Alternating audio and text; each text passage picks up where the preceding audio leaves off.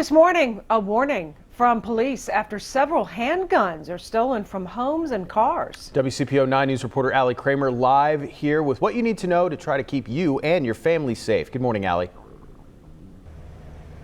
Good morning, Adrian and Julie. I was talking with the police chief there in Mount Healthy just yesterday, and we can't believe that you actually have to tell people not to leave their loaded handguns inside an unlocked car. But of course, here we are. He says that he understands that sometimes people forget about it, but look, it's all about being a responsible gun owner and being able to keep track of that firearm. The chief says they've actually seen a recent uptick in car break-ins and, of course, more importantly, break-ins that result in a handgun being taken. He says he understands that you leave it in the glove box or under the car seat and forget about it, but when they realize that it's stolen and call police, the chief says people are unable to provide a make, model, serial number, or even a photo of the gun, and that makes it nearly impossible to investigate further. It's not just cars. Chief Demasi says that recently on 2 different occasions, people were invited into someone's home, either as an acquaintance or a friend, and sometime later, the homeowner realizes that their firearm is missing.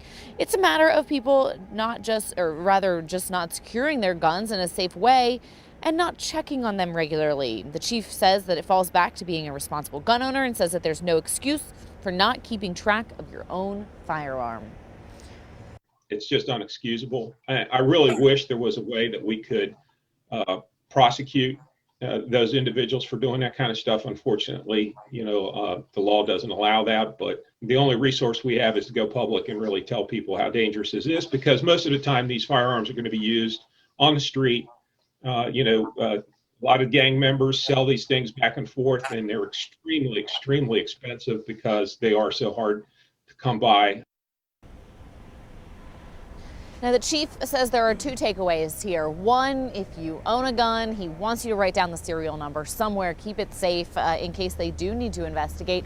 And second of all, maybe you have a firearm in your home that you no longer need or want. Maybe it was passed down to you from a family member or maybe somebody that is now deceased. He says that you can turn that firearm in at the police department. All you got to do is call, no questions asked. Reporting live, Allie Kramer, WCPO 9 News.